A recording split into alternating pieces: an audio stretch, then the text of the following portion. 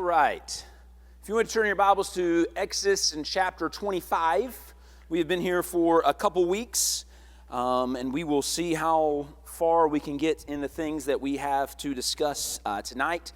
And I do want to remind you that this is a class-type setting, so if you have comments, questions, interjections, and all of those things, we'll be happy to try to field some of those and to discuss them. I also want to warn you tonight that some of this stuff is going to get a little geeky, okay? So just know that at the front.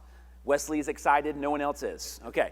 But just know that up front too, and we'll see how much we can cover. So what was the most, we've talked about this, and let's see if we remember, what was the most important piece of furniture that was in the tabernacle? The Ark of the Covenant. And I don't have a clicker tonight, so I'm going to do this. And there we go. Wow, it's always so cool when that happens. Okay, the Ark of the Covenant was the most important piece of furniture. And I want you to notice, we're going to start we'll start in Exodus chapter 25, and we'll start in verse 8. And he says, "And let them make me a sanctuary, that I may dwell among them, according to all that I show you, that is the pattern of the tabernacle and the pattern of all its furnishings, so that you shall make it. And they shall make an ark of acacia wood. 2.5 cubits shall be its length, and 1.5 cubits its width, and 1.5 cubits its height. And you shall overlay it with pure gold. Inside and out you shall overlay it, and shall make on it a molding of gold all around. And you shall cast 4 rings of gold for it, and put them in the 4 corners, and 2 rings shall be on one side, and 2 rings on the other side. And you shall make poles of acacia wood, and overlay them with gold. And you shall put the poles into the rings on the side, that the ark may be carried by them. The poles shall be in the rings of the ark, and they shall not be taken from it. And you shall put into the ark of testimony, which I give you. You shall make a mercy seat of pure gold. 2.5 cubits shall be its length, and 1.5 cubits its width. And you shall make 2 cherubim of gold. Of hammered work you shall make them for the 2 ends of the mercy seat. Make 1 cherub at one end, and the other cherub at the other end. And you shall make cherubim out of the 2 ends into one piece with the mercy seat. And the cherubim shall stretch out their wings above, covering the mercy seat with their wings, and they shall face one another, and the faces of the cherubim should be toward the mercy seat. And you shall put the mercy seat on top of the ark, and in the ark you shall put the testimony which I give to you. And there I will meet with you, and I will speak with you above the mercy seat, for between the 2 cherubim which are on the ark, of which the testimony about everything which I will give you in commandment to the children of Israel." All right, so next slide. How does Moses show that this piece of furniture is the most important piece in the text? What is something that he does? What? Okay, God's going to speak to him. Details. Okay, there's lots of details. So he is talking about the ark. He's talking about, first of all, the tabernacle, okay? This tent of meeting, this sanctuary. And when he's talking about the tabernacle, it's interesting to me that he doesn't start with the outside of it. He doesn't start to say, you need to make the courtyard like this. He doesn't start with the bronze altar. He doesn't start with the washing. He doesn't start with any of the other furniture. He starts with what's in the Holy of Holies. He starts with the Ark of the Covenant. Next slide. So the first thing to be instructed to how to build, and the first thing that is built, is the Ark of the Covenant. I think that's purposeful because it's trying to show, hey, we're going to get the most important part done first. And the most important part is this Ark of the Covenant. Okay, so when you think about the Ark, what is it and why do we call it that? Okay, so what is the ark? All right, it's a box. So why don't we call it a box? Why do we call it an ark? Have you ever thought about that? How many times do you use the word ark? Like this type of ark, A-R-K, not like arc like you're doing geometry, right? I mean, maybe, okay, now some of you are like, well, go to the golden arches. Okay, that's different also, okay? We're not talking about that. This word ark is a very biblical word. In fact, the only time that you ever use the word ark is when you're talking about what?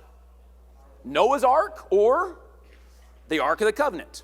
Okay? So it's interesting, and in fact, when you think about it, the word ark is used in the Bible, first of all, to discuss Noah's ark. It's a different word than the word we have here, and we'll look at that in just a second. But the word to that is the word that is used in the Hebrew for Noah's ark. It is used some 28 times to talk about Noah's ark, and the only other time it's used is talk about Moses' ark. Okay, you remember what Moses' ark was, right? It was that reed basket, that reed box that Miriam and Amram and Jochebed, they put into the Nile River, right, and to watch over it. So that is the word ark. There's another word that is used for the Ark of the Covenant. This is the word Aaron, okay? And this is used some 200 times, and it usually refers to the Ark of the Covenant. The only other times it's used is to talk about Joseph's coffin that is going to be taken, okay? So again, a coffin is another name for a box, okay? And another time it's referred to as a treasure chest. And that's in 2 Kings or 1 Kings and in chapter 6, I believe. So it's again talking about a box. So why don't we just call it a box? Why? Why do you call it an ark when it's a box? Okay, it makes it mundane. It does not seem as, boxes are something I get from Amazon, right? Not something that I would put the words of the Lord inside of, right? And so when we use this word Ark of the Covenant, it gives it this other feel to it that seems holier or more important, okay? Well, in actuality, it has to do with translations, okay? And we have a ton of baggage of history when it comes to translations. So the LXX, also known as the Septuagint, that's just an abbreviated form for Roman letters, which means 70, which refer to the Septuagint, which was the Greek translation of the Old Testament. And the reason why it's important to study the Septuagint sometimes is because that's what the New Testament writers, that's the Bible that they were reading, okay? They were reading the Septuagint. And they, in the Septuagint, those Greek translators, translated kibbutz, which means box, okay? Next slide. The Vulgate, which is the Latin translation that was done by Jerome in around 500 or so AD, was the most amazing work of that time, okay? Jerome translated both the Old Testament and the New Testament into Latin, into what's called the Vulgate, where we get our word vulgar. It just means it was into the common language. And he translated it arca, which is the Latin word for box. Now, let's go to the English just followed the Vulgate. So instead of translating the word box, they just transliterated the Latin into English. And that is why you read of the ark, of Noah's ark, not Noah's box, because Noah's boat, right, it was basically a barge. It was basically a big box. That's why you read of the Ark of the Covenant and not the box of the covenant. Or maybe to give it a little better flair, we might call it the chest of the covenant. All right? And so it has to do with that. All right? So, see what I have next. So on the top of the ark, let's read again chapter 25 and verse 17. He says, "You shall make a mercy seat of pure gold, 2.5 cubits shall be its length, and 1.5 cubits its width." Now, this is another interesting thing. Mercy seat. Okay, so again, the Hebrew is this word right here. And I can't pronounce this word very well. And guess what we also don't know about this word? We don't know what it means. And that it's frustrating to me. So I took a couple years of Hebrew in graduate school. And I had a wonderful professor that went to Hebrew Union, that went to rabbinical school and all those things. And there'd be so very often that we think that we would get like this great nugget of information. And we would ask him, we'd say, "Dr. Rogers, well, what does this mean in the original Hebrew?" And his answer so very often was this: "We don't know." "Oh, well, we mean we don't know. Well, we don't really know exactly what it means. We can only try to understand what it means from the context that's around it because it's such an ancient word. We have trouble with it. So it's interesting that the Hebrew or the Arabic root for this word means a cover or a lid, which makes sense because this is going to be the what of the ark. It's going to be the cover. It's going to be the top. Okay? So you have this box, and you're going to put this cover, this lid on top of it. And so the Arabic root means lid. But there's also a Hebrew root, which means atonement. To this day, the Jews celebrate a very special day known as Yom Kippur, right? And that is the same root that you see right there. And it means atonement. It means Day of Atonement. So what is this supposed to mean? And why do we have, if you look at verse 17, how many people here have the word, and make a lid of pure gold? Nobody? Okay. How many people have the word, make an atonement of pure gold? How many people have the word mercy seat? Okay. What? That's not what the word means. So where did that come from? Okay, so notice this. All right? So here, the Septuagint translated this into a Greek word, hilasterion. Okay, that's the word they use, hilasterion. What's interesting is that the Vulgate translated this into a Latin word where we get our English word propitiation. Okay? So there you have the idea of this atonement again. And then we get into the English. The very first English translation was that done by John Wycliffe. Okay? John Wycliffe did an English translation, and he just transliterated again the same word where we get our word propitiation. That's a Middle English way of saying that word. Later on, we have Tyndale, William Tyndale. He is the first one to translate the actual Hebrew into English. And so he's not using the Vulgate. He's using the Hebrew text, the Masoretic text, and he is translating it, and he translates it mercy seat. And this is in 1530, okay? He translates it mercy seat, which is interesting because Luther, in his translation also of the Hebrew, before him translated it by this German word that means grace chair. So what I want you to see from that, the reason why we have mercy seat is because of a translation issue. Because that's the way Luther understood it. He understood it as this is the place where grace sits on top of the Ark of the Covenant. William Tyndale is pulling off of what Luther has already done, and he's not going to have that German word, but if he's going to have an English word that makes the same type of scenario, he translates it mercy seat. Then we get to the King James Version. Guess what the King James Version does a lot of? It borrows from William Tyndale. And so now in the King James Version, you have mercy seat. The King James Version is around for a really, really long time before we get other English translations. And can you imagine if an English translation came in and changed that word? How upset people would be? I can't believe that's the mercy seat. That's the mercy. Well, it's actually hilasterion, or it's actually that Hebrew word that we don't really know what it means.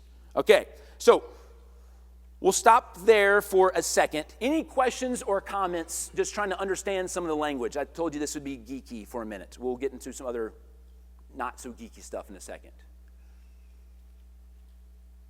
But when you read mercy seat, what should you understand that it is? Most literally, it's a lid.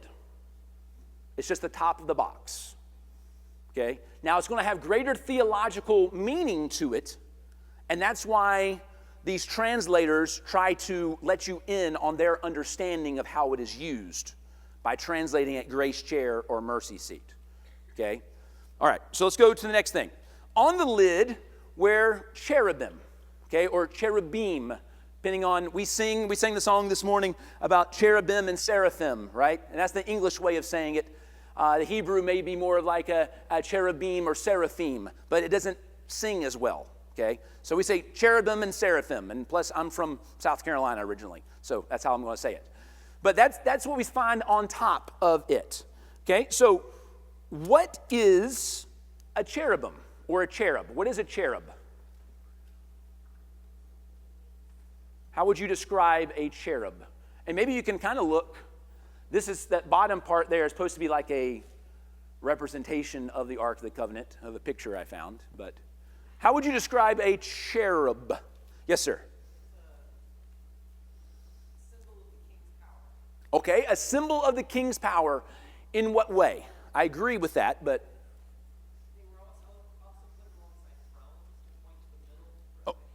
Okay, so they were used to put along with thrones to kind of point to the king, or they were usually attached to authority and power in some way, usually to do even with an earthly king in some things. Okay? The Hebrew word itself is actually an Akkadian word. It's not even a Hebrew word. The Hebrews, just like we sometimes, we borrow words from other cultures. They borrowed this word from Akkadian. And Akkadian is a very ancient group of people who were like in present-day Iraq. We're talking about like the Fertile Crescent type people. Okay? That's where we had this Akkadian language, and we see this word used there in like historical documents and such. And the Hebrews just borrowed from it. Well, let's talk about what a cherub actually looks like. So turn your Bibles to Ezekiel and in chapter 1. Ezekiel and in chapter 1, and I want you to notice this. And we got about 22 minutes left, so we'll see what we can do. And we're going to start in verse 4. Ezekiel chapter 1 and verse 4, to give you the context. This is the prophet Ezekiel. He is in Babylon. He is by the canal Chebar, and there he is having a vision of the Lord. Okay, and he is seeing all of these things. And later there's going to be a rock song where it says the wheel in the sky keeps on turning. And that comes from Ezekiel. Okay, but anyway, look at verse 4. It says, "Then I looked, and behold, a whirlwind was coming out of the north, a great cloud with raging fire engulfing itself, and brightness was all around it, and radiating out of the midst of the color of amber, out of the midst of the fire. And also within it came a likeness of 4 living creatures. And this was their appearance. They had the likeness of a man. Each one had 4 faces, and each one had 4 wings. Their legs were straight, and their soles were like the soles of calves' feet. They sparkled like the color of burnished bronze. Their hands of a man were under the wings of their 4 sides, and each of their 4 had faces and wings, and their wings touched one another. And the creatures did not turn when they went, but they each one went straight forward. And the likeness of their faces, each had the face of a man, each of the 4 had the face of a lion, and on the right side, and each of the 4 had the face of an ox on the left side, and each of the 4 had the face of an eagle. Thus were their faces, and their wings stretched upward. 2 wings of each of them, one touched one wing to the other, and 2 covered their bodies." All right, so you may say, well, how many times does the word cherub show up in that? 0 times. So why did we spend time reading that if we're talking about cherub and it never mentions cherub? Okay, go to Ezekiel chapter 10. Now I want you to notice this. Ezekiel chapter 10 and in verse 20. He says, "This is the living creature that I saw under the God of Israel by the river Chebar, and I knew they were cherubim." So the reason why I say that those things were cherubim or cherubs is because Ezekiel tells me that's what those things were. Okay, I know sometimes in popular art, you might think of a cherub as one of those little floating babies, right? It has like the chubby face and stuff. That's not a cherub. Okay, a cherub is this creature that is weird looking. We don't really have a good concept. At least you try to imagine, he tries to describe it and how you can understand, but it's something that we have never really seen before. But you know something that's interesting? Is that in Genesis and in chapter 3, where this word cherubim is used for the first time, guess what Moses does not do there? He doesn't describe it, and he doesn't explain it. He just says it. And the reason why he says it is because, guess what? The people understood what that meant. They have been in those cultures to understand what a cherub is. So, let's do this about cherubim. Cherubim are there it goes, okay, a composite creature that has both parts of heaven and earth. Okay, heaven, don't think about heaven like God's abode heaven as much, but think about the sky, right? What is something that all these cherubim have? They have wings. But what else do they have? They have hooves. Guess what you don't need if you have wings? Hooves. Guess what you don't have if you have hooves? Guess what you don't have? Wings. Okay? So this is a composite creature of the heavens and the earth. They were seen as guardians or holy bouncers, if you will. And the reason why we see them attached to thrones is because they are supposed to protect the throne. And guess what? If you're coming to attack the king and you see one of those things, what are you going to do? I'm going to go the other way. I don't want nothing to do with a four-faced, four-legged, four-winged thing. Okay? That seems pretty frightening to me. And so that's the same reason why cherubim were put at the east side of the Garden of Eden to keep people from coming in. Because you're not going to come in because there's this throne protector, this holy bouncer that is there. They were part of the heavenly host. So let's look at Ezekiel chapter 28. Ezekiel gives us a lot of fun stuff here. Ezekiel 28, and the entire context that you can read some other time starts in verse 11 and goes through verse 19. This is part of a decree, a woe type thing against one of the earthly kings, one of the earthly princes, the prince of Tyre, okay? But in talking about the prince of Tyre, Ezekiel is using a reference to cherubim. And in my opinion, a very specific cherub that was in the garden, okay? Look in verse 14. It says, "You were the anointed cherub who covers. I established you. You were on the holy mountain of God. You walked back and forth in the midst of the fiery stones. You were perfect in your ways from the day you were created till iniquity was found in you. By the abundance of your trading, you became filled with violence within, and you sinned. Therefore, I cast you as a profane thing out of the mountain of God and destroyed you, O covering cherub, from the midst of the fiery stones." Let's look at verse 17 also. "Your heart was lifted up because of your beauty. You corrupted your wisdom for the sake of your splendor. I cast you to the ground. I laid you before kings that they might gaze at you." Who do you think this is describing? Satan, the devil.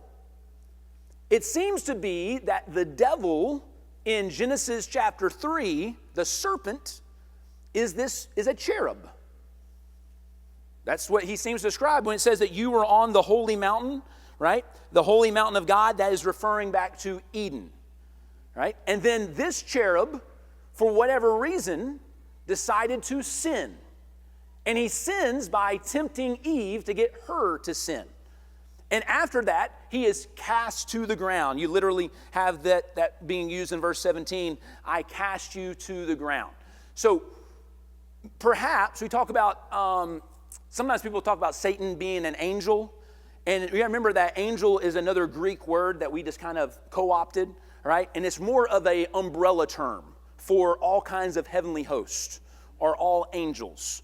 So some of angels, if you will, are like angel Gabriel, and some angels are like the cherubim and the seraphim, okay? They are all part of this heavenly host body. All right. Any questions or comments about any of that before we look more at the ark and the time that we have left? Yes, Jonathan, help us out. So, I don't know how much this is going to help, but... Then don't say anything else. I'm just kidding. Go ahead. And depending upon how you answer this question, I might have a follow-up question. Okay.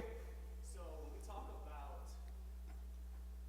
them being as like guardians and holy bouncers, in what context do we mean?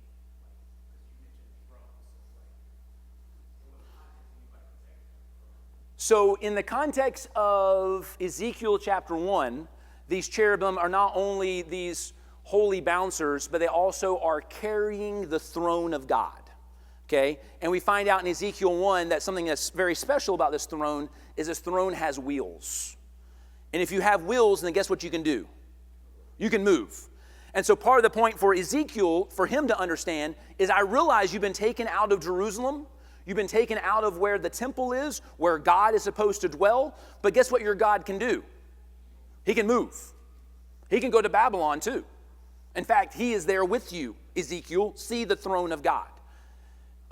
In other contexts, when we have the ark, so we're talking about not only the ark, but we're talking about also the tabernacle. Remember that woven into the fabric of the tabernacle, part of the decorations was going to be what? Cherubim. And so woven into that as part of the decorations of the tabernacle, it is supposed to remind you that this is a holy space. This is where God dwells. And so all of those things are supposed to just give you the idea that the throne of God is there. And you can even, you can look up, you can Wikipedia this sometime, okay? You don't have to do it right now, or you can.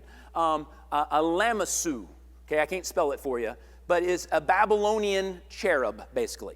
And we have actually dug these out, and you can see them, and these were things that were put beside the throne room of the Babylonian kings. So the same idea that we have that our God is a king, and so being king, you would expect for him to have cherubim also.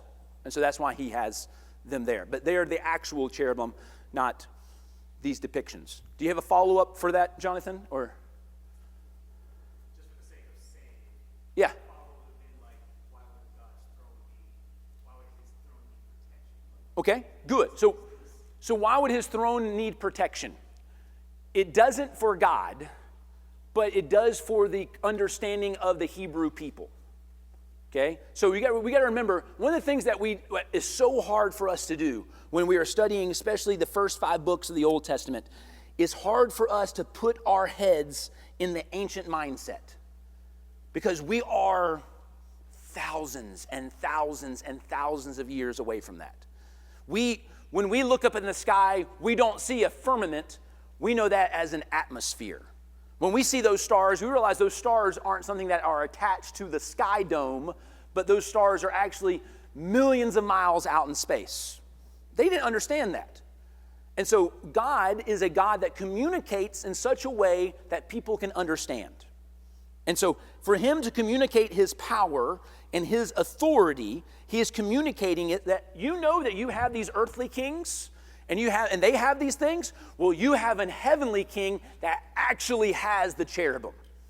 And he is the one that actually has this power and this authority. So I think it's not so much that God needs these, because even you can read in Job chapter 1 that there's this heavenly council that is there, and it seems to be that God is talking to them and having these conversations. Does that mean God needs the help of the council? No. What it means is that he's showing that he is making the decision, but these other people are invited to be a part of that decision. The nice thing about us is as Christians is that we are promised that in the new heavens or in eternity, right, that we are the children of God. We are a part of God's heavenly council. Guess what we have in heaven? We have crowns. We are kings. We are more than conquerors, as Paul would say in Romans chapter 8. And so that is some of the idea there, trying to understand the ancient mindset. Too geeky? Okay, all right. Other questions before we move on? Yes, Tarsha. Help. Sure.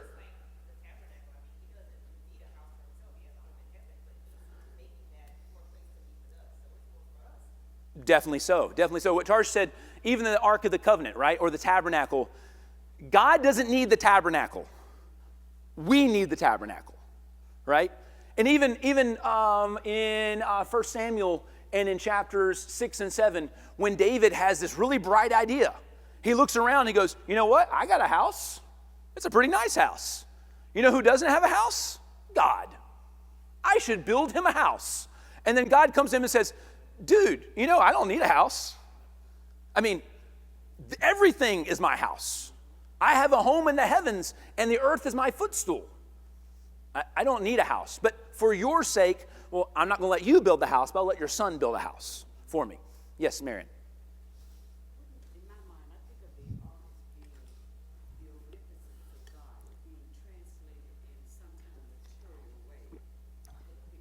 Definitely so. So how do we make a spiritual reality in an understandably physical way? Well, that's the Ark of the Covenant. That's the tabernacle. And the same thing we mentioned when John in the book of Revelation is trying to describe some of these things. He describes it with using precious stones, with talking about gold, with talking about all of this stuff. Now, I do not think for one moment that there is going to be literal gold, like we think about gold in heaven. But if I'm going to describe a reality in such a precious way, and we talked about this last week, I think also, that even the asphalt is gold, then that's a pretty cool place.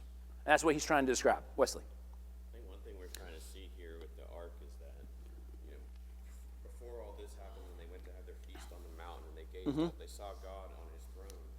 And they had to have seen cherubs as throne guardians there. Right. Now all of a sudden we have something that also has throne guardians that looks an awful lot like a footstool in the Right. holy place that we have amongst the people.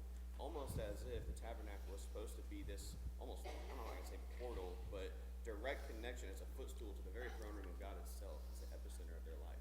And you don't want to say portal, but you still said portal. Yeah, I don't And have so, a word for it. and so again, it's like I said last week, this seems almost like science fiction sometimes because we have a hard time having a category.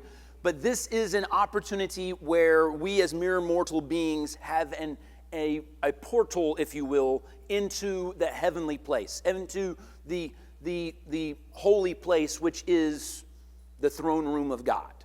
Okay? And that's kind of the concept that is trying to be painted here.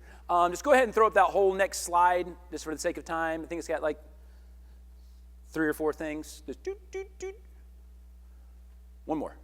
Boom. Okay. So this is what the ark looked like, and we already read this too. But basically, when talking about those cubits, if we think about a cubit being 18 inches, it is 45 by 27 by 27, or basically 3 3/4 in width feet, 2 1/4 high, and 2 1/4 wide. Okay, so 2 1/4 wide, 2 1/4 high, and 3 3/4 in length. Okay, that's what that is. It was overlaid inside and outside with gold. Remember, when we were outside of the holy place, what was everything made of? Bronze. What's better than bronze? Gold. Okay, so as we get closer to the throne, if you will, things are now made of gold. But something else that is special about this is that the lid was not overlaid with gold. The lid was pure gold. Okay, showing that it has even more importance. So it wasn't made of wood like the box was and overlaid with gold, but instead it was pure gold on the top.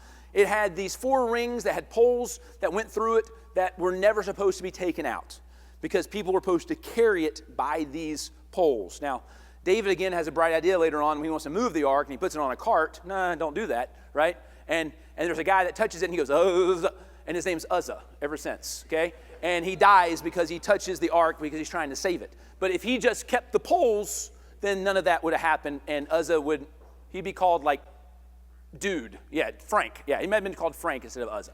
All right, so next slide. So let's talk about this. What was the ark?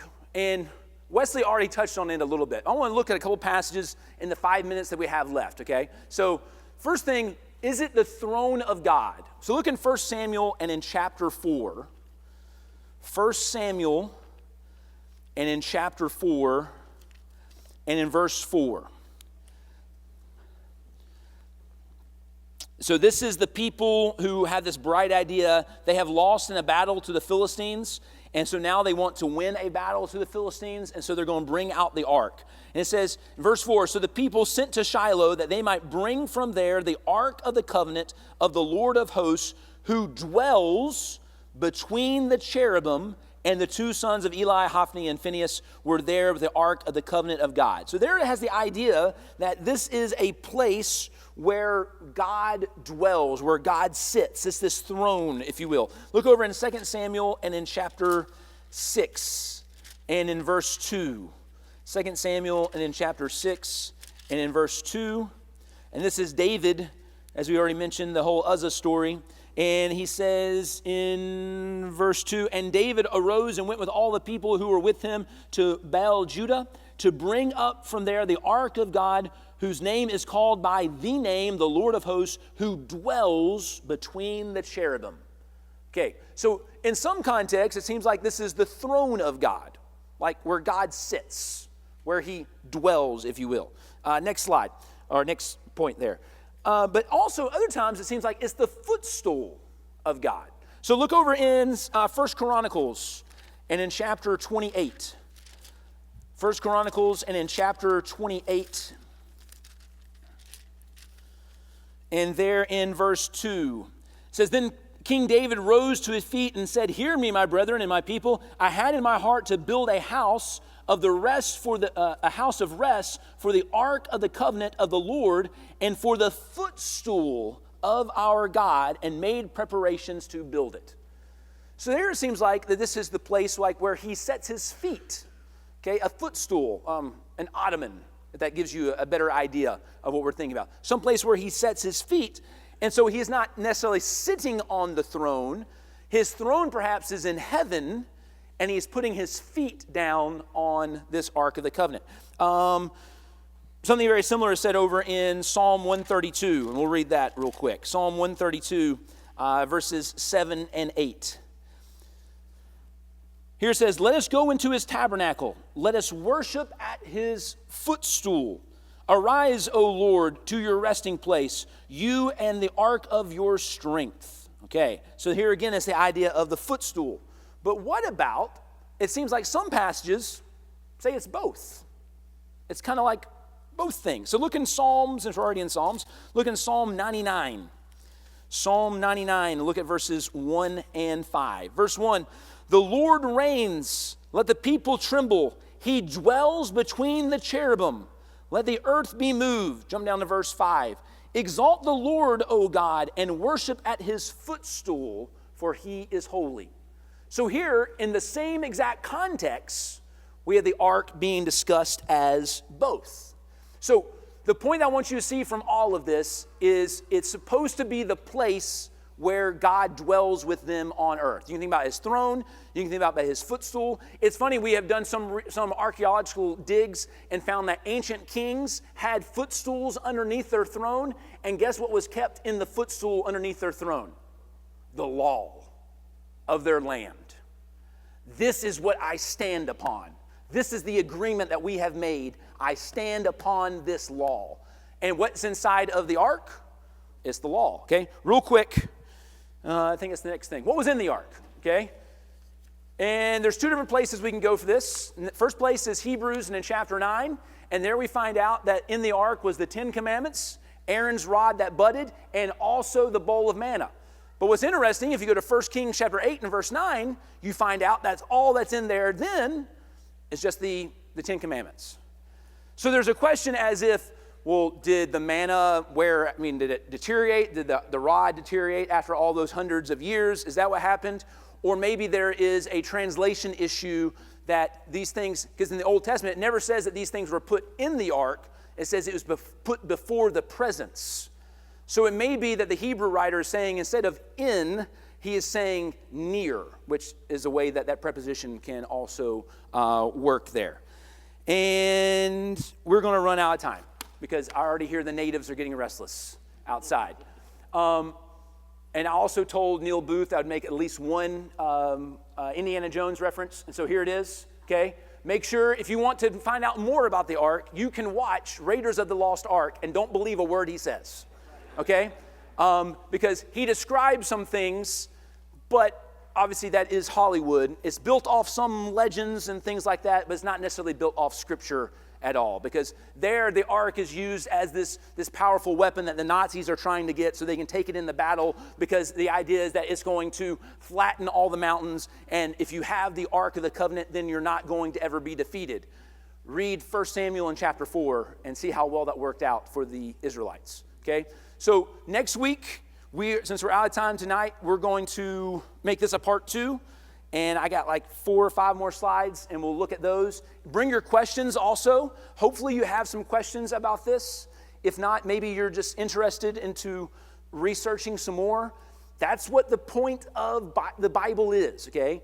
It's not just to read and get information, but it's to think about, it's to meditate about. What is God trying to communicate to me about who he is and about who I should be, okay? And then we're also going to look next week, we're going to jump into the New Testament and see how the New Testament uses some of these same words, and we'll find out how that it relates to our own ark and our own mercy seat, if you will, okay? So that's to tease you for next Sunday night. But let's close with a word of prayer, and then we'll be dismissed. Our Father in heaven, we thank you so very much that you desire for us to know you, and you desire for us to understand you.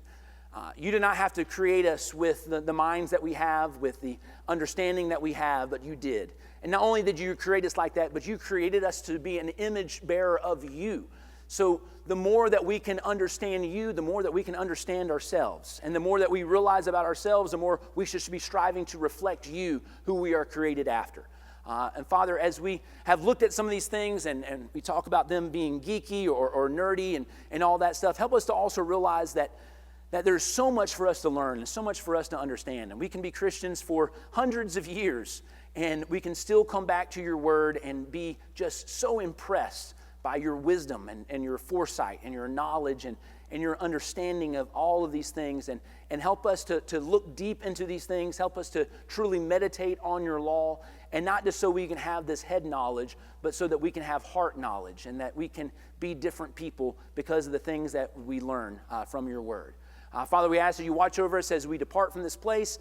Please be with all those that were mentioned that we need to mention our prayers. I ask you especially be with Jill Henney and with hopefully her upcoming surgery, and be with all the things that are going on there. Continue to be with Chris and Kara and just all those others that are on our prayer list. And just be with all of us as we leave this place of security and this place of spirituality, and we go out into a lost and dying world. And help us to carry you with us wherever we go and to show you off in our lives.